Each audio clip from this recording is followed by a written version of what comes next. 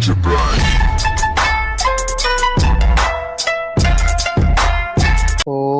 सदाशिवसमारंभां श्रीशंकराचार्यमध्यमाम् अस्मदाचार्यपर्यन्तां वन्दे गुरुपरम्पराम्। वाक्चकारं वररुचिं भाष्यकारं पतञ्जलिं पाणिनिं सूत्रकारं च प्रणतोऽस्मि मुनित्रयम्। नमस्ते शारदे देवी काश्मीरपुरवासिनी त्वामहं प्रणौमि नित्यं विद्याबुद्धिश्च देहि मे। नमो नमः समेभ्यः भवतां सर्वेषाम् अद्यतनीय संस्कृतकक्षायां स्वागतम वंदनम अभिनंदनम। मित्रों, जैसा कि आप सबको विदित है, हम यहाँ सभी समुपस्थित हुए हैं संस्कृत विषय को सीखने के लिए सरल से सरल विधि के माध्यम से। जैसा कि मैं पूर्व में आपको बता चुका हूँ कि आज से हम एक नया प्रकरण प्रारंभ कर रहे हैं जिसका नाम है प्रत्यय। उपसर्ग और प्रत्यय ये दो बड़े महत्वपूर्ण हैं संस्कृत व्याकरण में और उनका विशेष स्थान भी है, क्योंकि जब हम वाक्यों की रचना करते हैं या संस्कृत वाक्यों को हम देखते हैं तो उनमें प्रत्ययों का प्रायः प्रयोग होता है। संस्कृत में कई प्रकार के प्रत्यय होते हैं, उन सभी प्रत्ययों को हम एक एक करके जानेंगे, उनका प्रयोग क्या होता है, उनका अर्थ क्या होता है, ये सभी के विषय में जानेंगे। और प्रत्यय एक बड़ा महत्वपूर्ण अंग है संस्कृत व्याकरण का। इसके ज्ञान के बिना संस्कृत व्याकरण हम कहें अधूरी है और इनका प्रायः सर्वाधिक प्रयोग किया जाता है संस्कृत वाङ्मय में। तो चलिए प्रारंभ करते हैं। आज हमारी परिचयात्मक कक्षा है और अगर समय रहा तो हम जो शुरुआत के एक दो प्रत्यय हैं उनके विषय में भी पढ़ें। तो सबसे पहले हम समझते हैं कि प्रत्यय कहते किसे हैं। प्रत्यय संस्कृत में अगर हम कहेंगे, आपने इसको हिंदी भाषा में भी पढ़ा होगा।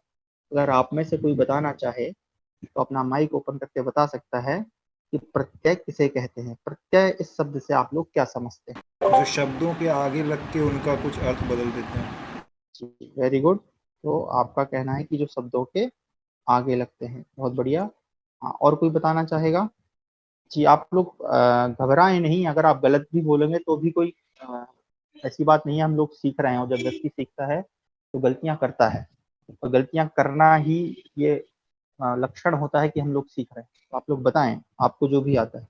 ये आपको एक चीज और बता देता हूँ कि जब भी कोई गुरु या शिक्षक प्रश्न करता है तो वो प्रश्न इसलिए करता है क्योंकि वो जानना चाह रहा है कि आप लोगों का स्तर क्या है और फिर वो उस स्तर पर आकर आप लोगों को अध्यापन कराता है। इसलिए आप, जैसे हमारे एक भाई साहब ने अभी बहुत अच्छा उत्तर दिया बिना किसी हिचकिचाहट के कि जो शब्दों के आगे लगते हैं।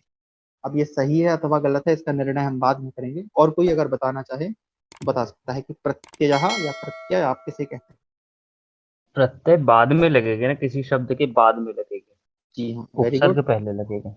हाँ, एक उत्तर और हमारे पास आया कि प्रत्यय जो है किसी शब्द के बाद में लगता है। बहुत बढ़िया। और कोई कुछ नया बताना चाहे इन दो उत्तरों के अतिरिक्त? एक उत्तर हमारे पास है आगे, एक उत्तर है हमारे पास कि बाद में लगना चाहिए। और कोई अगर बताना चाहे तो बता सकता है। जी, माइक खोला था शायद। सर मैं बोलूं? जी हाँ, बोले, बिल्कुल बोले।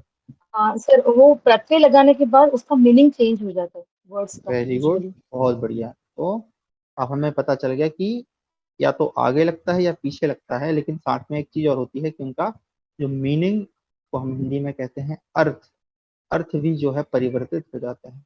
तो बहुत बढ़िया। चलिए, तीन चीजें हमारे सामने आ गई हैं।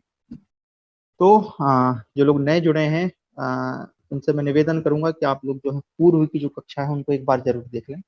तो दूसरे नंबर पे हमारे जिन भाई ने उत्तर दिया था, बड़ा ही सुंदर उत्तर था सबसे पहले, लेकिन जिन पहले भाई ने बोला था उनसे मैं निवेदन करूंगा कि आपने उत्तर दिया इसके लिए धन्यवाद, परंतु आपका जो उत्तर था वो गलत था, क्योंकि प्रत्यय जो होते हैं वो शब्दों के आगे नहीं बल्कि कहाँ लगते हैं? बाद में, अर्थात पीछे लगते हैं। और पीछे लगने वाले ही शब्दों को हम क्या कहते हैं? प्रत्यय। और जैसा कि हमारी भगिनी ने बताया कि बाद में लगने के बाद उनका अर्थ भी परिवर्तित हो जाता है। अच्छा, जो आगे लगता है उसका उत्तर भी हमारे दूसरे भाई ने दिया था जिन्होंने बाद में जोड़ दिया था कि जो आगे लगता है उसे हम कहते हैं उपसर्ग, उसे हम कहते हैं उपसर्ग। तो उपसर्ग जो है इनके विषय में मैं आपको पढ़ा चुका हूँ। अभी जब कल या परसों हमने अव्यय की कक्षा की थी तब भी मैंने आपको बताया था, तो पुनः मैं अब बता रहा हूँ कि संस्कृत में उपसर्ग जो है 22 होते हैं है ना, क्रम से प्रा, परा, अप, सम, अनु, अब इत्यादि। जो शब्द के आगे लगते हैं और साथ में क्या करते हैं, उसके अर्थ को भी परिवर्तित कर देते हैं। तो चाहे प्रत्यय हो चाहे अब उपसर्ग हो, जब भी वो किसी शब्द में जुड़ते हैं तो वो उसके अर्थ को परिवर्तित करते हैं। ये तो इसका कह सकते हैं सार्थक उत्तर है। और याद ये रखना है कि प्रत्यय जो है कहाँ लगते हैं, बाद में। ठीक है, तो आशा करता हूँ आप इसको अच्छे से समझ गए हैं। हम आते हैं आज के दूसरे प्रश्न पर। तो अब जो पढ़ाया है उसी में से मैं पूछ रहा हूँ। ठीक है, आप लोग थोड़ा सा मेहनत करके बताइएगा मुझे। प्रत्यय, ये जो शब्द है इसमें कौन सी संधि है और इसका संधि विच्छेद क्या होगा? आप लोगों के पास 1 मिनट का समय है, जरा सोचें और बताएं। प्रत्यय, इसमें कौन सी संधि है और इसका संधि विच्छेद क्या होगा? संधि। माफ कर वेरी दीजिए, गुड। बहुत दिन से क्लास नहीं अटेंड की है सर। अरे बहुत धन्यवाद, आप आए। यण संधि, वेरी गुड। और संधि विच्छेद कैसे होगा बता सकते हैं? पहला वाला तो प्रति हो जाएगा, दूसरा वाला बहुत शब्द जो बढ़िया है वो हो जाएगा आय हो जाएगा शायद। जी, बहुत अच्छा प्रयास है आपका। देखिए, पहला शब्द प्रति है तो या में यहाँ पे देखें स्वर लगा हुआ है अ, इसलिए हम यहाँ पर लिख देंगे अयः, प्रति अयः, इस प्रकार। तो यहाँ पर यण संधि है। ब्रह्मराक्षस जी ने बहुत अच्छा उत्तर दिया कि वे शब्द प्रत्यय, प्रत्यय में दो चीजें हैं, एक तो है प्रति, दूसरा है अयः। अब ये जो प्रति है, अब आप ध्यान से देखें ये यण संधि कैसे हो गई, एक बार रिवीजन के तौर पे बता देते हैं कि देखिए यहाँ पर प्रति के अंत में ई है और अय के हम क्या लेंगे, आ को लेंगे। तो हमने सीखा था कि यदि ई के बाद ई से भिन्न कोई स्वर होता है तो ये जो ई है इसके स्थान पर क्या हो जाता है, या हो जाता है। और वहीं पर या हुआ है तो यहाँ पर प्रत्यय हो गया है।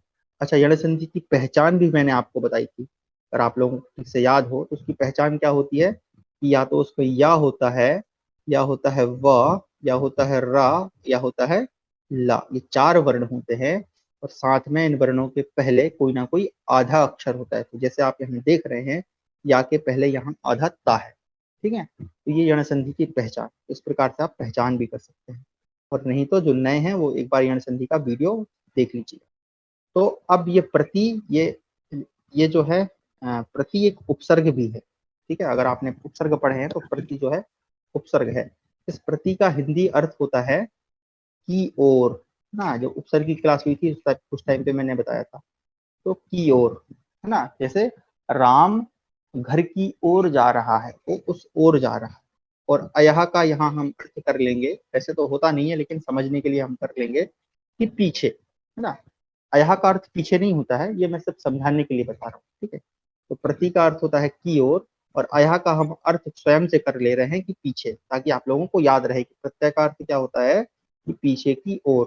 तो ऐसे शब्द जो किसी के पीछे की ओर जाते हैं उनको हम कहते हैं प्रत्यय। ये समझाने के लिए था। ठीक है, आशा करता हूँ आप लोग समझ गए होंगे और संधि करने से आपका पूर्व अभ्यास भी हुआ होगा। ठीक है, अब संस्कृत में हमने समझ लिया प्रत्यय कहते कैसे हैं, उसकी परिभाषा क्या है, उसका विच्छेद क्या है। अब बात आती है कि संस्कृत में प्रत्यय होते कितने हैं। तो देखिए, प्रत्ययों की संख्या बहुत अधिक है। अगर हम गिनती करेंगे तो शायद गिन भी ना पाए, इतने सारे प्रत्यय हैं और हमें सब पढ़ना भी नहीं है। तो हम क्या करते हैं, जब हमारे पास संख्या अधिक होती है तो हम उनका वर्गीकरण कर देते हैं, यानी उनको क्लासिफिकेशन में डाल देते हैं ताकि हम उनको ठीक से पढ़ पाए। तो हम यहाँ पर अब इन प्रत्ययों को 5 वर्गों में बांट रहे हैं या 5 भागों में बांट रहे हैं। तो अगर आप लिख रहे हैं तो लिखते जाइएगा, क्योंकि ये चीज मैं आपको भेजूंगा नहीं। ठीक है, तो पहले प्रत्यय है सुप प्रत्यय।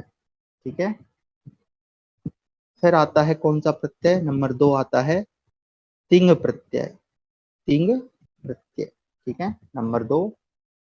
फिर आते हैं नंबर 3 कृत प्रत्यय। ध्यान से समझिएगा, इनके नाम आपको याद रखने पड़ेंगे। ठीक है, सुप, तिंग और कृत के साथ में यहाँ पर मैं, क्योंकि जगह कम है इसलिए यहाँ पर लिख रहा हूँ, नंबर 4 आता है आपका तद्धित प्रत्यय। नंबर 4 है आपका तद्धित प्रत्यय। और नंबर 5 इनको हम कहते हैं स्त्री प्रत्यय। तो ये प्रत्ययों को हमने समझने के लिए 5 भागों में बांट लिया। ठीक है, और आपकी खुशी के लिए, आपके हर्ष के लिए मैं बताना चाहूंगा कि ये सुप और तिंग ये दो प्रत्यय आप लोग पढ़ चुके हैं। अब आपको अगर याद है तो अच्छी बात है, नहीं है तो अभी मैं स्मरण दिला दूंगा। सुप और तिंग प्रत्यय आप लोग पहले पढ़ चुके हैं। ये सुप प्रत्यय, इनकी संख्या होती है 21, 21। इनके विषय में मैं बता चुका हूँ। 21 ये सुप प्रत्यय होते हैं। और ये सुप प्रत्यय क्या होते हैं एक्चुअल में? ये होते हैं, हम इनको कह सकते हैं समझने के लिए, शब्द रूप। यानी जिन शब्दों के पीछे, यानी संज्ञा के पीछे हम सुप प्रत्ययों को लगाकर शब्द रूप बनाते हैं। जैसे कि हमारे पास है राम, ये एक मूल शब्द है, इसके पीछे हम लगा देंगे सुप और इसमें सारी प्रक्रिया करके हम प्रथमा एक वचन में बना लेंगे रामः, इस प्रकार से। ठीक है। सुप के बाद नंबर 2 पे आता है राम, द्विवचन के लिए आता है टू औ। ठीक है, सॉरी सुप नहीं होता है, सॉरी पहले सु प्रत्यय होता है। हाँ एक सेकंड रुकिएगा इसको। हाँ ये यहाँ को आप इसको सु पढ़ें, ठीक है, सुप ना पढ़ें, इसको सु पढ़ें, मैंने एक्स्ट्रा लिख दिया है। हाँ अब आता है नंबर 2 पर औ प्रत्यय आता है। तो औ प्रत्यय के साथ संधि इत्यादि करके हम द्विवचन में बना लेते हैं रामौ। इसी प्रकार से रामा, रामम। तो ये तो हो गया आकारांत पुल्लिंग। स्त्रीलिंग के शब्द भी इन्हीं 21 प्रत्ययों से बनते हैं। नपुंसक लिंग के शब्द भी इन्हीं से बनते हैं। व्यंजनों के शब्द भी इन्हीं से बनते हैं, है ना। ये सारी प्रक्रियाएं अलग अलग की हुई। अब आते हैं नंबर 2। इनके विषय में आप पढ़ चुके हैं कि आपको शब्द रूप पढ़ाया जा चुका है और आपको वो याद भी होने चाहिए। फिर आते हैं हमारे अगले तिंग प्रत्यय। तो इनकी संख्या होती है 18। ठीक है, ये भी मैंने आपको बताया। अच्छा, तिंग प्रत्यय से क्या होता है? तो तिंग प्रत्ययों से हम क्या करते हैं, धातु रूपों को बनाते हैं। उदाहरण के लिए जैसे हम एक धातु ले लेते हैं पठ, और पठ में मैं ती प्रत्यय लगा दूंगा, तो लट लकार के एक वचन में मैं बना लूंगा पठती। हालांकि बीच में यहाँ पर एक विकर्ण भी आता है, उतनी लंबी प्रक्रिया मैं नहीं बता रहा हूँ, सरलता के लिए आप समझे। जैसे यहाँ पर मैंने ती प्रत्यय लिया और लट लकार के लिए मैंने बना लिया पठती, इस प्रकार से। ठीक है। इसी प्रकार से हम लट लकार के लिए, लोट लकार के लिए, लंग लकार के लिए, लृट लकार के लिए, यानी संस्कृत में जो 10 लकार हैं, वो 10 के 10 लकार इन्हीं 18 तिंग प्रत्ययों से बनते हैं। और 18 क्यों हैं? क्योंकि 9 जो होते हैं परस्मैपद के लिए होते हैं, और जो 9 होते हैं वो आत्मनेपद के लिए। आत्मनेपद अभी मैंने आप लोगों को नहीं पढ़ाया है, जब मैं आपको वाच्य पढ़ाऊंगा तब मैं आपको आत्मनेपद के विषय में बताऊंगा। ठीक है। तो इस प्रकार से 18 प्रत्यय, यानी जिनसे हम धातु रूप बनाते हैं। अब जो शुरू के 2 प्रत्यय हैं, इनके विषय में आप समझ चुके हैं कि सुप यानी वे प्रत्यय जो शब्द रूपों में लगते हैं, और तिंग यानी वे प्रत्यय जो धातु रूपों में। अब जो हमें पढ़ना है वो नंबर 3 से पढ़ना है, जो कि क्या है, कृत प्रत्यय। अब कृत प्रत्ययों को ध्यान से समझिएगा क्योंकि ये सबसे जरूरी प्रत्यय है। तो कृत प्रत्यय जो है वो कहाँ लगते हैं, याद रखिएगा, ये लगते हैं केवल और केवल धातुओं के साथ लगते हैं, धातुओं के साथ, यानी धातु के साथ लगते हैं। अब संस्कृत में धातुएं बहुत सारी होती हैं। मैंने बताया कि वर्तमान में लगभग 2000 के आसपास हमें धातुएं उपलब्ध होती हैं। ठीक है। और धातुओं की 200 धातुओं की लिस्ट मैंने फॉर गुरुजी ओनली सेक्शन में भेजी हुई है। तो जिनको एक बार उनको पढ़ना है तो एक बार देख लीजिएगा, वहां पर उन धातुओं के नाम भी लिखे हैं, यानी मूल रूप लिखा है और उसका हिंदी अर्थ भी लिखा है। साथ में उनके जो 5 लकार है, वो 5 लकारों के प्रथम रूप भी वहां पे लिखे हैं। तो एक बार उसको आप देख लीजिए। तो याद रखिए, जो कृत प्रत्यय है वो किसके साथ होते हैं, केवल धातुओं के साथ। ठीक है। इनको हम किसी शब्द के साथ, यानी संज्ञा के साथ या सर्वनाम के साथ नहीं उपयोग करते। फिर आता है नंबर 2 हमारा तद्धित प्रत्यय। और तद्धित प्रत्यय किसके साथ होता है? तो तद्धित प्रत्यय जो है वो केवल और केवल संज्ञा, है ना, संज्ञा, सर्वनाम, विशेषण इत्यादि, यानी हम यूं कहें, एक पूरा लिख के हम लिख देते हैं शब्दों के साथ। जैसे राम शब्द था, तो राम शब्द के साथ जब मैं प्रत्यय लगाऊंगा तब मैं कौन सा लगाऊंगा, तद्धित प्रत्यय लगाऊंगा, ना कि कृत प्रत्यय। तो ये ध्यान रखिएगा, तद्धित प्रत्यय किसके साथ होते हैं, शब्दों के साथ। और अब अंत में आता है हमारा स्त्री प्रत्यय। स्त्री प्रत्यय किस काम आते हैं? तो स्त्री प्रत्ययों का कार्य ये होता है कि जितने भी जो पुल्लिंगवाची शब्द हैं, ठीक है, जो पुल्लिंगवाची शब्द हैं, उनको स्त्रीलिंग में परिवर्तित करने का काम कौन करता है? ये स्त्रीलिंग वाले जो प्रत्यय हैं वो करते हैं। स्त्रीलिंग में कई सारे प्रत्यय होते हैं, हम क्रम से पढ़ेंगे आगे। तो जैसे मान लीजिए कि मेरे पास पुल्लिंग शब्द है बालक। अब बालक से मुझे क्या बनाना है, बालिका। तो बालक का स्त्रीलिंग क्या होगा, बालिका। तो बालक से बालिका यानी स्त्रीलिंग बनाने के लिए मुझे इस बालक में कोई एक जो है स्त्री प्रत्यय को मुझे जोड़ना पड़ेगा। तो जब हम स्त्री प्रत्यय पढ़ेंगे तब आप इसको जोड़ना सीख जाएंगे। ठीक है, तो ये इन्हीं 5 प्रकार के जो हमने प्रत्ययों को बांटा है 5 भागों में, इन 5 भागों का सामान्य परिचय था। एक बार पुनः आपको बता देता हूँ कि सुप प्रत्यय यानी शब्द रूपों वाले, तिंग यानी धातु रूपों वाले, कृत प्रत्यय जो है वो केवल धातुओं के साथ होते हैं, तद्धित प्रत्यय केवल शब्दों के साथ होते हैं, और स्त्री प्रत्यय यानी पुल्लिंग वाले, जो पुल्लिंग पुरुष जाति के जो शब्द हैं उनको स्त्रीवाची बनाने के लिए या स्त्रीलिंग बनाने के लिए। ठीक है, चलिए, तो इतना आप लोग समझ गए होंगे। अब हम आगे बढ़ते हैं। अब सबसे पहले हमारे पहले नंबर पे आता है हमारा कृत प्रत्यय। ठीक है, सबसे पहले कौन सा आता है? कृत प्रत्यय। तो कृत प्रत्यय जैसा कि मैं आपको बता चुका हूँ कि जो कृत प्रत्यय है वो किसके साथ होते हैं? धातुओं के साथ। तो अब धातु क्या होती है? धातु को ही हम अन्य भाषा में, या इसका पर्यायवाची होता है क्रिया। क्रिया जिसको हम अपनी भाषा में कहते हैं काम करना। तो आप सुबह उठने से लेके रात्रि के सोने तक, या यूं कहें जन्म से लेके मृत्यु पर्यंत कुछ ना कुछ कार्य करते ही रहते हैं। जैसे कि इस समय आप अभी पढ़ रहे हैं, तो पढ़ना भी क्या है? कार्य है, क्रिया है। मैं पढ़ा रहा हूँ, तो ये भी क्या है? क्रिया है। ठीक है, आप भोजन करते हैं, तो भोजन करना भी क्रिया है। यहाँ तक कि कोई काम करना, जल पीना, है ना, भोजन पकाना, लिखना, हंसना, बोलना, खाना, चलना इत्यादि, ये सब क्या होती हैं? क्रियाएं होती हैं। ठीक है, तो इन्हीं को संस्कृत में हम कहते हैं धातु। इनको क्या कहते हैं? धातु। और इनका एक और नाम होता है जिसको हम कहते हैं प्रकृति। प्रकृति हमारे यहाँ ये शब्द कई बार उपयोग किया जाता है। प्रकृति का अर्थ होता है कि प्रारंभिक अवस्था, है ना, मूल स्वरूप उसका क्या है। तो जो प्रत्ययकृत प्रत्यय होते हैं वो धातुओं किस में लगते हैं? मूल स्वरूप में लगते हैं ना। किसी धातु, जैसे हम अगर बोलेंगे कि पठती, तो पठती इस शब्द में हम कृत प्रत्यय नहीं करेंगे। क्यों? क्योंकि ये पठती तो ऑलरेडी इसमें प्रत्यय लग के बना हुआ है। तो अब पठती की जो मूल धातु है, तो पठती की मूल धातु क्या है? यहाँ पर पठ धातु है। तो जब हम कृत प्रत्यय लगाएंगे तो किस में लगाएंगे? पठ में लगाएंगे। ठीक है, अच्छा, चलिए, अब हम छोटा सा एक प्रयोग यहाँ पे करते हैं आप लोगों के साथ। तो आप सभी लोग क्रम से, मुझे क्रम दिखाई नहीं दे रहा है, इसलिए मैं किंग लॉर्ड जी आपसे निवेदन करता हूँ कि आप अपना माइक ओपन करें, और आपके बाद जितने भी लोग हों मतलब वो सभी लोग जो हैं, एक एक जो भी काम आप करते हैं उस काम को आपको हिंदी में बताना है कि भैया मैं नहाता हूँ, मैं सोता हूँ, मैं गाता हूँ, जो भी है, कोई भी एक काम आपको बताना है। और यहाँ कम से कम हम वो 10 कामों की लिस्ट बनाने वाले हैं। तो आप लोग हिंदी में बताएंगे, उसका संस्कृत में यहाँ लिखेंगे। जी, तो किंग लॉर्ड खाना जी से खाना। शुरू करते हैं। खाना खाना, बहुत बढ़िया। तो खाना, इसके लिए धातु होती है संस्कृत में खाद। ठीक है, खाद या अर्थात खान। चलिए, दूसरा कोई बता दे, एक व्यक्ति। पढ़ना। जाना। जी, हाँ, बताएं, दूसरा बताएं। खेलना। बाजार जाना। खेलना, पढ़ना। चलिए, तो आए हैं खेलना। खेलने के लिए धातु होती है संस्कृत में क्रीड धातु होती है। बाजार जाना, तो वहां पे एक्चुअल में जाना धातु होती है, जाने के लिए धातु होती है गम। ठीक है, याद रखते जाइएगा, है ना। और अभी किसी ने बोला था जागना, तो जागने के लिए धातु होती है पढ़ना। जागरी। हाँ, वेरी गुड। एक होता है पढ़ना, पढ़ने के लिए धातु होती है पठ। और एक दो बता दें, 5 हुई हैं अभी। खरीदना। खरीदना, वेरी गुड। खरीदने के लिए धातु होती है क्री, है ना, ध्यान रखें, क्री का में बड़ी मारना। की मात्रा है। हाँ। मारना, बहुत बढ़िया। तो मारने के लिए, जान से मारने के लिए होती है हन, और थोड़ा बहुत मारने के लिए, मतलब एक मारने के लिए 2 तरह की होती है ना, तो एक होती है मृ, एक होती है मृ, एक होती है हन। जी, आगे बताएं। प्यार सोना करना। सोना सोना।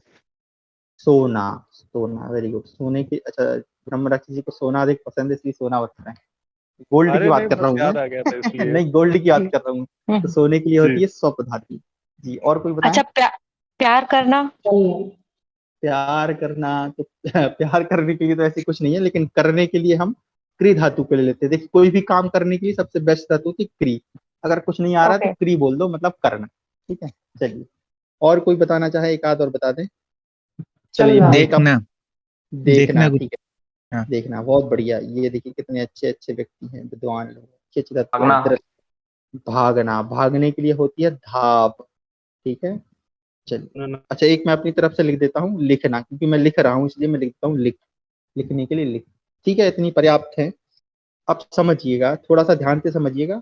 इसके अतिरिक्त आप और भी सारे प्रयोग कर सकते हैं, कोई आपत्ति नहीं है। ठीक है, तो क्या होता है देखिए, अब पहले समझे आप, यहाँ पर कई सारे लोग जुड़े हुए हैं और सबका स्वभाव अलग अलग। ठीक है, सबकी, हम सभी देखें तो रंग रूप में अगर अलग हैं, हमारी कद काठी में अलग हैं, तो हमारे अंदर कुछ भिन्नता भी है, लेकिन समानता यह है कि हम सभी मनुष्य हैं। ठीक है, हमारे भोजन करने की क्रिया एक जैसी है, हमारे चलने की क्रिया एक जैसी है, हालांकि चाल भी अलग अलग प्रकार की होती है।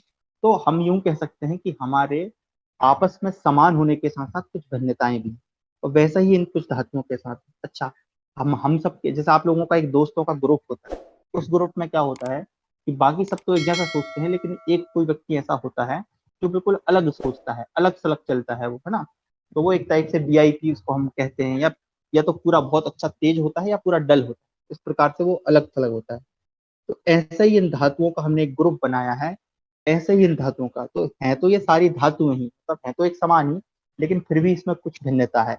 अब भिन्नता को समझना इसलिए जरूरी है क्योंकि आपको मैं पाणिनीय प्रक्रिया नहीं बता रहा हूँ, मैं आपको सामान्य प्रक्रिया बता रहा हूँ। ठीक है, तो इसलिए इस भिन्नता को जानना जरूरी है। भिन्नता क्या है, आप ध्यान से समझिएगा। यहाँ पर हमने लगभग 1 2 3 5 और 4 9 और 4 13 13 धातुएं लिखी हैं। अब ध्यान से समझे आप, जैसे यहाँ पर आप देख रहे हैं, मैं यहाँ पे एक सेकंड पे, मैं यहाँ पर टिक लगा रहा हूँ। जैसे आप देख रहे हैं, खाद, क्रीड, गम, पठ, हन, स्वप, धाव और लिख। ठीक है, ये धातु, और मान लीजिए दृश्य दृश्य, तो आप इनको देखें। इन धातुओं की जो संरचना है, इन धातुओं के अंत में आप देख रहे हैं, मैंने सबके पीछे हलंत लगाया हुआ, सबको दिख रहा है, लिख में हलंत है, दृश्य में हलंत है, गम में हलंत है, खाद में क्रीड। तो ये सभी कैसी हैं, व्यंजनांत धातु हैं, इनके अंत में व्यंजन है। हलंत का मतलब होता है कि वो अक्षर कैसा है, आधा। ठीक है, तो आप ये हम इनका एक ग्रुप बना दिया हम, तो भैया ये कैसी धातु है, व्यंजनांत धातु।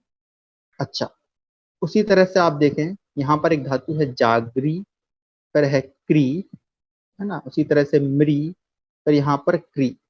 तो ये धातुएं कैसी हैं, आप देखें ध्यान से, जागरी जो धातु है उसके अंत में क्या है, और री है। उसी तरह से क्री धातु के अंत में क्या है, ई है। मृ धातु के अंत में भी क्या है, री है। क्री धातु के अंत में भी क्या है, री है। और आप देखें तो ये री, ई, री, ये क्या है, ये सारे स्वर हैं। ठीक है, तो इनको हम स्वरांत धातु भी कहते हैं, इनके अंत में स्वर है। तो इनका एक अपना ग्रुप होता है कि भाई हम, हमारे अंत में स्वर है तो हम एक तरफ रहेंगे, तुम्हारे अंत में व्यंजन है तो तुम एक तरफ रहो। तो ये हम कर क्यों रहे हैं, क्योंकि जब इनका हम इनके साथ प्रत्ययों को जोड़ेंगे तो ये उसी प्रकार से, जैसे अगर आप हलंत यानी व्यंजनांत धातुओं को लेंगे तो वो उनका काम एक जैसा होगा, और जो स्वरांत धातुएं होंगी उनका काम एक जैसा होगा, तो आपको काम करने में समस्या नहीं होगी, क्योंकि प्रत्ययों में थोड़ी सी मुश्किल आती है। चलिए, अच्छा एक धातु और मैं अपनी तरफ से लिख देता हूँ, क्योंकि यहाँ पर आई नहीं है, तो मैं अपनी तरफ से लिख देता हूँ एक धातु दा।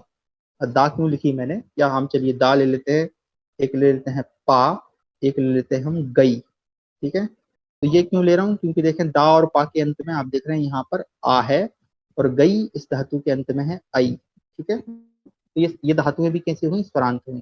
तो इनका काम भी जैसे स्वरांत होगा वैसे ही इसमें होगा, तो ध्यान से समझते जाइएगा।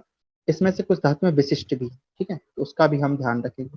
चलिए, अब हम आते हैं हमारे पहले प्रत्यय पे। हम अभी कौन से प्रत्यय पढ़ रहे हैं, कृत प्रत्ययों को पढ़ रहे हैं।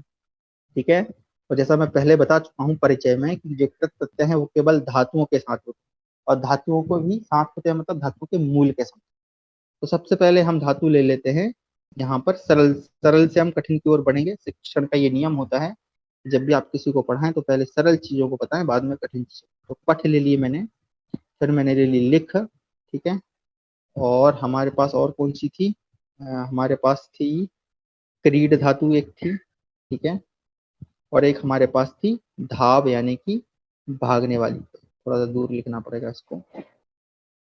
हाँ, एक हमारे पास थी धाव धातु। ठीक है, धाव।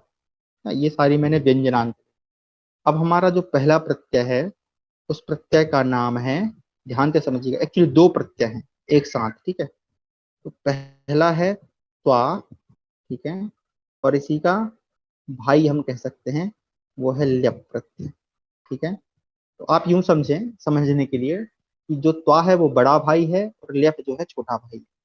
अच्छा, अब इनका अर्थ क्या होता है, अर्थ समझते हैं सबसे पहले। इनका जो हिंदी अर्थ होता है वो होता है करके, है ना। इनका हिंदी अर्थ क्या होता है, करके। इस बात को ध्यान रखें। जैसे कि उदाहरण के लिए कि राम भोजन करके, भोजन करके सो जाता है।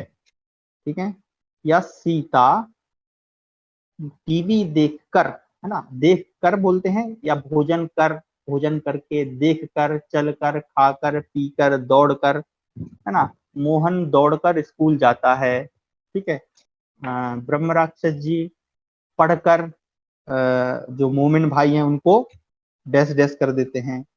तो वहां पर क्या है, पढ़कर, खाकर, लिख कर। तो इन दोनों का अर्थ क्या होता है, करके, करके अथवा हम यूं कहें कर। ठीक है, तो इस प्रकार आप इनको, इनका हिंदी अर्थ समझें। और जैसे अब मान लीजिए मैं लिख के साथ इसको जोड़ूंगा तो क्या हो जाएगा, लिख कर। पढ़ के साथ जोड़ूंगा तो पढ़कर। क्रीड जिसका अर्थ होता है खेलना, तो क्या हो जाएगा, खेल कर। ठीक है, तो इस प्रकार से इनका अर्थ आपको कर लेना। तो ये तो हो गई अर्थ की बात। अब यहाँ पर एक महत्वपूर्ण प्रश्न ये आता है कि भाई ये दोनों ही प्रत्यय हैं और दोनों का अर्थ एक जैसा है, तो दो दो की जरूरत क्या है, एक से ही काम चला लेना था। तो देखिए, जहां पर एक समस्या ये आती है वो आपको मैं बताऊंगा, लेकिन उससे पूर्व मेरा प्रश्न है, मैंने इन दोनों को अपनी तरफ से एक संज्ञा दी है कि आप समझें कि ये बड़ा भाई है, ये छोटा भाई है। हमारे ग्रुप में भी कुछ ऐसे ऐसे लोग होंगे जो बड़े होंगे घर में अथवा छोटे होंगे, बुरा मत मानिएगा, लेकिन ये अक्सर देखा गया है हमारे यहाँ कि जो बड़ा भाई होता है, हालांकि कहीं कहीं अपवाद भी होते हैं, लेकिन जो बड़ा भाई होता है उसको थोड़ा कम प्यार मिलता है, जो छोटा होता है वो सबका लाडला होता है। आप में से कुछ छोटे भी होंगे वो इस बात को समझ रहे होंगे, वो थोड़ा जिद्दी टाइप का भी होता है ना। कभी कई बार देखा होगा कि भाई मैं ये वाला भोजन नहीं करता, मुझे ये सब्जी नहीं चाहिए, मुझे फलाना नहीं चाहिए, मुझे ठिकाना नहीं चाहिए। इस प्रकार से उसके कुछ लक्षण रहते हो। बड़ा वाला बेचारा थोड़ा शांत रहता है कि चलो यार ठीक है, हो गया, मुझे जो मिल गया मैं उसी में खुश हो जाऊंगा। छोटा भाई थोड़ा सा नखरे करता है। तो हम लोग थे, मैं आपको अर्थ बता रहा था कि त्वा और लेप का क्या होता है, करके अथवा करके, तो यहाँ तक बता दिया था मैंने। फिर मैं आपको बता रहा था कि ये दोनों छोटे भाई बड़े भाई, तो दो की आवश्यकता क्यों पड़ी। जो हमारे पाणिनि जी हैं, जो हम अपनी बातों को छोटे से छोटे सूत्र में कहते हैं, अगर आप विश्वास नहीं करोगे, जो पाणिनि अष्टाध्यायी है उसका अंतिम सूत्र है अ और आ। केवल दो शब्द हैं, दो अक्षर हैं उसमें, तो दो अक्षरों में उन्होंने बहुत ज्यादा बात कर दी है। तो इतनी छोटी छोटे अक्षरों में जो बात करने वाले हैं, और उनका सिस्टम देखिए कि वो एक सूत्र बना देते हैं, उसके नीचे सारी प्रक्रिया को समझाते हैं। तो जो मान लीजिए कोई एक ऐसा प्रयोग है जिसके लिए उन्होंने लगभग 40 सूत्र पहले एक सूत्र प्रयोग किया था, तो वो सूत्र जो है उन 40 के साथ चलता हुआ आता है। तो ऐसे पढ़ लीजिए, जो अपनी बात को बिल्कुल छोटे से छोटे अक्षरों में कहते हैं, वो भी ये दो प्रत्ययों का एक ही अर्थ में क्यों प्रयोग कर रहे हैं, ये प्रश्न तो सबके मन में आएगा ही। तो उसका उत्तर उन्होंने दिया कि जैसे ये थ्योरी मैंने बनाई है भाइयों वाली, कि जैसे छोटा भाई थोड़ा नखरा करता है, वैसे ये ल्यप प्रत्यय है, ये भी थोड़े से नखरे हैं। वो नखरे हम आगे समझे। सबसे पहले हम समझते हैं त्वा प्रत्यय। अब जो त्वा प्रत्यय है, इसको जब हम किसी धातु के साथ जोड़ेंगे, चलिए यहाँ पर हम जोड़ते हैं इसको पट धातु के साथ। ध्यान से समझिएगा, जब पट धातु के साथ जोड़ेंगे तो अब आपको ध्यान क्या रखना है, इस प्रत्यय को जोड़ते समय, इसको जोड़ते समय आपको ध्यान रखना है कि जब त्वा प्रत्यय किसी धातु के साथ जुड़ता है तो इसमें से जो का है ये चला जाता है, केवल क्या बचता है, ये का जो है हट जाता है, केवल क्या बचता है, त्वा शेष बच जाता है। त्वा, ये इसको मैं त्वा ही बोलता हूँ क्योंकि का उच्चारण नहीं होता है। तो हमारे गुरुजी बोलते थे कि उच्चारण दोष ना हो, इसलिए कई लोग इसको कित्वा, तत्वा ऐसे बोल देते हैं।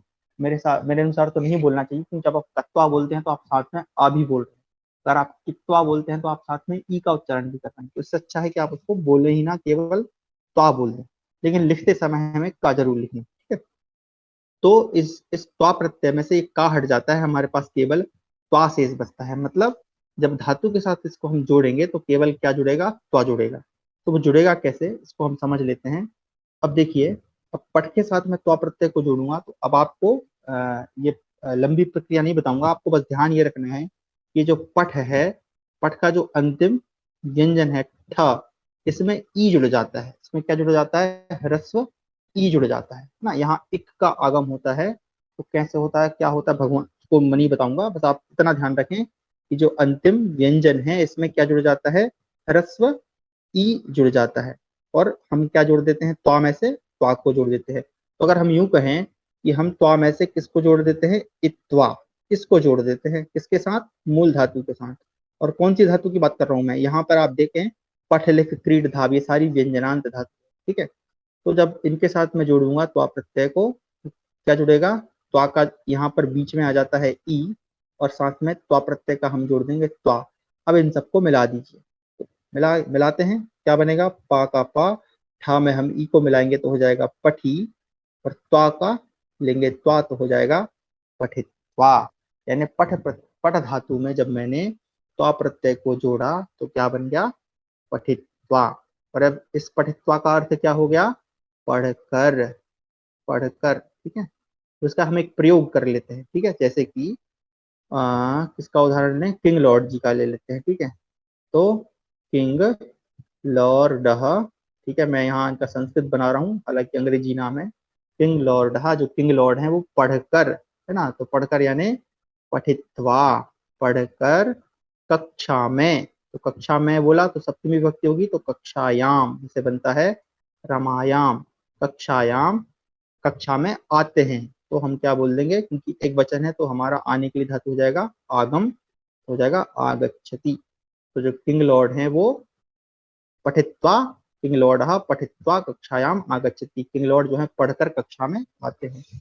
तो समझ गए आप कि किस प्रकार इसका प्रयोग करना है। तो आप जैसे कि मान लीजिए बालक है वो भोजन करके नाचता है, तो बालकः भोजनम खादित्वा नृत्यति, बालक भोजन खाकर नाचता है। इस प्रकार से आप प्रयोग कर सकते हैं। अच्छा, एक चीज जो आपको याद रखनी है, जब किसी धातु में हम त्वा प्रत्यय को मिला देते हैं तो ये जो पद हमारे सामने बन के आया है ये क्या हो जाता है, अव्यय हो जाता है। अव्यय, कल की कक्षा में मैंने आपको बताया था कि अव्यय अर्थात ऐसे पद जिनका व्यय नहीं होता है, यानी कि अब आप इसको चाहे पुल्लिंग में उपयोग करें, चाहे स्त्रीलिंग में, चाहे नपुंसकलिंग में, इसका स्वरूप नहीं बदलेगा। ये पठित्वा है तो पठित्वा ही रहेगा, ठीक है।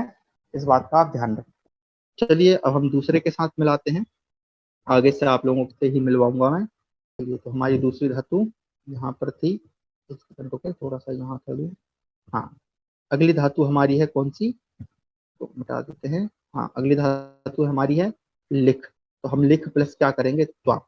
तो बड़ा ही सरल है, कुछ नहीं करना है, तो ली का ली, खा में हमने मिला दिया ई, और त्वा का हम ले लेंगे त्वा, तो क्या हो जाएगा, लिखित्वा, पठित्वा, लिखित्वा, इस प्रकार से। अब बाकी दो का आप लोग बताएं, ठीक है। आप अपने मन में बना लें, उत्तर मैं आपको बता दूंगा फिर बाद में। दूसरी धातु है क्रीड, और तीसरी धातु है, चौथी धातु है धाव। इन दोनों में हमको क्या जोड़ना है, त्वा प्रत्यय जोड़ना है, तो जोड़ दीजिए प्लस त्वा, ठीक है। आपके पास 10 सेकंड का समय है, सोचें और अपने प्रश्न का उत्तर स्वयं बना लें। इसका उत्तर है, पहले का उत्तर है क्रीडित्वा, क्रीडित्वा, अगला है धावित्वा, अगले का क्या बनेगा, धावित्वा। इस प्रकार से आप जो है त्वा प्रत्यय के रूपों को बना सकते हैं। क्षमा करें, मैं विद्यालय में हूँ, आज कुछ शिक्षक साथी हैं वो आए थे, मैं दूसरी जगह आ जाता हूँ। चलिए, तो आशा करता हूँ आप इनको बनाना सीख गए होंगे। अभी मैं और भी उदाहरण आपको दूंगा, निश्चिंत रहें, और आप स्वयं से भी इसको खोज सकते हैं। अब हम आते हैं हमारी धातुओं के दूसरे, तो ये किसकी बात हो गई, हलंत धातुओं की या व्यंजनांत धातु। अच्छा, इसमें भी कुछ धातुएं ऐसी हैं जो विशिष्ट हैं, जैसे कि अभी हमारे किसी भाई ने बताया था दृश्य धातु, तो ये दृश्य जो है ना ये विशिष्ट है। ये विशिष्ट कैसे है, चलिए इसको हम बना लेते हैं थोड़ा सा, फिर आप समझ जाएंगे। तो दृश्य धातु है, अब दृश्य धातु में हमको कौन सा प्रत्यय लगाना है, त्वा प्रत्यय। चलिए जोड़ देते हैं। तो जब दृश्य में हम प्रत्यय लगाएंगे तो यहाँ पर क्या होता है, इष्टत्व संधि जो हम पहले पढ़ चुके हैं वो हो जाती है। इष्टत्व का मतलब क्या होता है, देखो अब स्थिति क्या बनती है, जब हम प्रत्यय जोड़ते हैं तो दृश्य प्लस क्या हो जाता है, त्वा में से हम केवल बचाते हैं त्वा को। तो इष्टत्व संधि में हमने पढ़ा था कि चवर्ग के बाद यदि तवर्ग हो या तवर्ग के बाद चवर्ग हो, तो जो तवर्ग है उसके स्थान पर तवर्ग हो जाता है। तो यहाँ पर आप देखें, यहाँ पर तवर्ग है, ता के स्थान पर आप क्या कर देंगे, टवर्ग कर देंगे। ता चूंकि पहला लेटर है इसलिए ता के स्थान पर पहला ही लेटर हो जाता है। और इस सा के स्थान पर भी कौन सा, ट वर्ग का ही सा हो जाएगा, तो हो जाएगा ये वाला सा। इस प्रकार से इसको हम मिला के बना देंगे, क्या बना देंगे, दृष्टवा। दृश्य का क्या हो जाएगा, दृष्टवा। यहाँ पर हम ई नहीं लगाएंगे। तो जैसे ग्रुप से एक व्यक्ति भिन्न होता है, तो आप वैसे ही समझे कि ये धातु जो है थोड़ी सी भिन्न है, इसका स्वभाव थोड़ा बाकी धातुओं से अलग है। तो इसको आप अलग से नियम के अनुसार याद न रखें, आप सिंपल याद रख लें कि दृश्य प्लस त्वा बराबर दृष्टवा, है ना। छात्रों को पढ़ाते समय मैं इनको बोलता हूँ कि याद रखने के लिए आप एक पहले सीरियल आता था महारानी लक्ष्मीबाई, उसमें कुछ अंग्रेज होते थे, तो वो ता को क्या बोलते थे, टा बोलते थे। जैसे तुम बोलना है तो बोलते थे तुम कहाँ जा रहा है। आप समझे कि ये अंग्रेजी धातु है, इसमें ता है उसका टा हो जाता है, दृष्टवा। ठीक है, चलिए और आगे चलते हैं और धातु में देखते हैं कौन कौन सी हमारे पास बची थी। अब देखें स्वप धातु है, ठीक है। स्वप धातु का ले लेते हैं। स्वप धातु का आप लोग बनाएं एक बार, स्वप प्लस त्वा। ये भी हलंत धातु है, व्यंजनांत धातु है, आप लोग बना लेंगे। क्या हो जाएगा इसका, बन गया होगा आई थिंक। त्वा में ई जोड़ दें, त्वा का ले लें त्वा, क्या हो जाएगा, स्वपित्वा यानी सोकर। ठीक है, चलिए अब हम आते हैं और हमारी अन्य धातुओं को।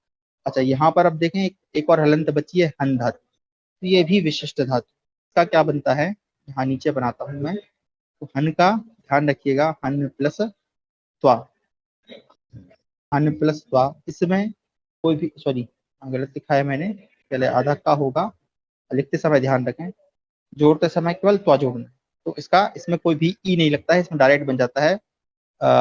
एक मिनट, इसका बनता है, इसमें जो ना है वो चला जाता है, केवल डायरेक्ट जो जाता है, तो क्या बन जाता है, हत्वा। हत्वा यानी मारकर, इसमें ना चला जाता है और आ में सीधा हम त्वा जोड़ते हैं। तो इस प्रकार से कुछ विशिष्ट धातुएं भी होती हैं जिनको आपको ध्यान रखना है, ठीक है। कुछ लिमिटेड हैं तो उनको आप ध्यान रख सकते हैं, ठीक है। चलिए अब हम आते हैं हमारी स्वरांत धातुओं पे। ये तो हमने समझ ली कौन सी धातुएं, व्यंजनांत धातुएं जिनके अंत में व्यंजन था। अब हम समझ लेते हैं थोड़ी सी स्वरांत धातुओं के विषय में। स्वरांत आप जैसे देख रहे हैं यहाँ पर कौन कौन सी हैं, एक तो है दा, है ना, पा, गई, क्री, मृ, ठीक है। अब सबसे पहले हम ले लेते हैं ऋकारांत धातु। जैसे यहाँ पर क्या लिखा हुआ है, क्री। तो क्री के साथ हम जब जोड़ेंगे इसको, त्वा प्रत्यय को, ठीक है, तो क्या इसमें डायरेक्ट जुड़ जाएगा। इसमें हमें कुछ भी मेहनत नहीं करनी है, स्वरांत धातुओं में जैसा लिखा है वैसे जुड़ देंगे। तो क्री का लेंगे क्री, और त्वा प्रत्यय में क्या शेष बचता है, केवल त्वा शेष बचता है, तो हम त्वा को ले लेंगे, तो बन जाएगा हमारा कृत्वा, ठीक है।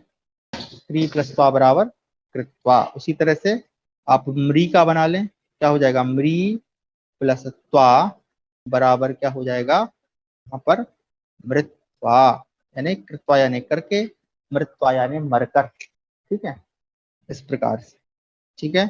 आशा करता हूं आप लोग समझ रहे होंगे। उसी तरह से एक धातु है यहाँ पर, आप देखें, जागरी यानी जागना, और यहाँ पर हम क्या जोड़ने वाले हैं इसके साथ, त्वा प्रत्यय को जोड़ने वाले हैं। तो इसमें भी आप सीधा जोड़ देंगे, जागरी का जागरी और त्वा का लेंगे त्वा, तो क्या हो जाएगा, जागृत्वा यानी जागकर, है ना। चलिए अब हम आते हैं इन धातुओं पे, जो दा और पा है। ये थोड़ी सी अलग स्वभाव वाली है, तो उनका आप ध्यान रखें, है ना। दा का तो विशेष करके ध्यान रखें कि दा बहुत बार आता है। तो दा प्लस त्वा जब आप करेंगे तो क्या हो जाएगा, एक सेकंड रुकिएगा, इसको मिटा दीजिए। हाँ, दा प्लस त्वा बराबर हो जाएगा दत्वा। यहाँ पर क्या हो जाएगा, दत्वा। इसको आप ध्यान रखिएगा, ये थोड़ा सा स्वभाव अलग चलता है, ठीक है। उसी प्रकार से आती है पा धातु। पा का हो जाता है, मैं अब यहाँ पे त्वा नहीं लिख रहा हूँ, आप समझ जाइएगा, त्वा जोड़ रहा हूँ। पा का हो जाता है पीत्वा। पा का क्या हो जाता है, पीत्वा। यहाँ पर पा में ई लग जाता है, ठीक है। ओके, तो इस प्रकार से पा का पीत्वा, दा का दत्वा। अच्छा, गई जो है, एक सेकंड रुके, ये सब मिटा दें अपन। चलिए अब जो गई धातु है, इसका क्या हो जाता है, सॉरी मैं यहाँ पे प्लस त्वा, गई प्लस का हो जाएगा, इसका हो जाता है गीतवा। तो गीतवा का अर्थ क्या हो जाएगा, गाकर ना, गई मतलब गाना और त्वा लगा दिया तो गाकर। तो इस प्रकार से आप अनेक अनेक धातुओं के उदाहरणों को बना सकते हैं, ठीक है। चलिए, अब आपके लिए मैंने एक छोटा सा यहाँ पर अटैचमेंट रखा था, तो मैं एक बार यहाँ दिखा देता हूँ। जैसे यहाँ पे आप देख रहे हैं, ठीक है। तो यहाँ पर जैसे क्री प्लस त्वा क्या हो गया, कृत्वा करके, दा प्लस त्वा, दा प्लस त्वा दत्वा देकर, पा प्लस त्वा पीत्वा पीकर। इसके अतिरिक्त और भी हैं, अब देखें यहाँ पर। तो हमने ली थी गम धातु, ये भी विशिष्ट धातु है। और गम का अगर सामान्य नियम के साथ हम बनाएंगे तो क्या बनना चाहिए था भैया, लास्ट में हलंत है तो इसमें ई लगा दो, त्वा बना दो, तो गमित्वा बनना चाहिए था। लेकिन गमित्वा नहीं बनेगा, बल्कि क्या बनेगा, गत्वा बनेगा। ठीक है। इसी प्रकार आप देखें यहाँ पर हस धातु है, तो हस का क्या हो जाता है, सीधा सीधा हसित्वा। अच्छा, अगली धातु देखें यहाँ पर है जित, जी धातु है, जी। तो जी का अर्थ होता है जीतना। जी जो होता है जीतने का अर्थ होती है ना, इसे जय शब्द बनता है। तो अब यहाँ जी शब्द में देखें, जी में कौन सा स्वर है, यहाँ पर स्वरांत है, ई था, ई है ना, जी में ई है, स्वरांत है। तो स्वरांत में हमें ज्यादा मेहनत नहीं करना है, स्वरांत में आप जैसा है वैसा ही जोड़ दिया करें। ठीक है, तो एक सेकंड थोड़ा सा बड़ा कर देते हैं। स्वरांत पे आप जैसा चाहे वैसा जोड़ते हैं, तो जी प्लस त्वा जित्वा। फिर आगे देखें, अगली धातु है था, था यानी होता है रुकना, इसका हो जाएगा अस्तित्व। श्रु, ये उकारांत है, ठीक है। श्रु धातु आप देखें, श्रु ये उकारांत है, तो इसका क्या बन गया, श्रुत्वा। इसी तरह से ज्ञा अर्थात जानना, ज्ञात्वा। पत गिरना, पतित्वा। स्ना यानी नहाना, तो स्नात्वा। दृष्टवा, दृष्टवा। पठत्वा, पठित्वा। लभ, तो इसका इसमें संधि होकर बन जाता है लब्ध्वा। और जो भू धातु है जिसका अर्थ होता है होना, तो भूतवा अर्थात हो जाता है होकर। ठीक है। और अगली धातु है त्यज, त्यज का थोड़ा सा रूप बदल जाता है, यहाँ पर भी संधि इत्यादि होकर बन जाता है त्यक्त्वा, यानी त्याग कर, छोड़कर। तो ये बहुत सारे ऐसे उदाहरण आपको मिल जाएंगे। तो ये हमारा था त्वा प्रत्यय। तो अभी चूंकि मुझे जाना है इसलिए मैं ज्यादा समय नहीं दे पाऊंगा। अब कल जो है हम ल्यप प्रत्यय यानी इसके छोटे भाई के विषय में पढ़ेंगे। ये त्वा प्रत्यय की फोटो मैं यहाँ पर आपको भेज दूंगा। आपका गृह कार्य क्या है, ध्यान से सुनिएगा। ये जो उदाहरण है, ये सारे उदाहरणों को आप उपयोग कर सकते हैं, अथवा चाहें तो अपने मन से कोई नई धातुओं को, क्योंकि धातुओं की लिस्ट ऑलरेडी मैं भेज चुका हूँ, उसमें लगभग 200 धातु हैं। उन धातुओं में आप त्वा प्रत्यय लगा कर देखें आप क्या बनेंगे। तो आपको क्या करना है, इन सभी धातुओं में से कोई सी भी 5 धातुएं, ठीक है, 5 धातुएं आपको चुननी है। और इन सभी धातुओं का या एक काम करें, चलिए मैं थोड़ा सा नया टाइप होमवर्क देता हूँ। जो मैंने दिखाया है, ये जो फोटो है, इसमें जितनी भी धातु हैं इनको छोड़कर, और जितने उदाहरण मैंने दिए उनको छोड़कर, आपके पास 200 धातुओं की लिस्ट है। उन 200 धातुओं की लिस्ट में से कोई सी भी 5, कोई सी भी 5 आपको जो लगे उनको चुनकर आए, और अपने मन से उन धातुओं में आप जो है त्वा प्रत्यय जोड़कर लाएंगे। याद रखिएगा, कोई सी भी 5 धातुएं इनको छोड़कर, ये फोटो मैं अभी भेज दूंगा जो जो मैंने पढ़ा दी है, और जो मैंने अभी आप लोगों से बुलवाई, को छोड़कर कोई सी भी 5 धातुओं में आपको त्वा प्रत्यय जोड़कर लाना। ठीक है, तो ये आपका गृह कार्य है, आशा है आप लोग करेंगे। तो शांति मंत्र के साथ हम समाप्त करते हैं। सर्वे भवन्तु सुखिनः, सर्वे सन्तु निरामयाः, सर्वे भद्राणि पश्यन्तु, मा कश्चित् दुःखभाग् भवेत्। नमो नमः मित्रेभ्यः, पुनः मिलामः।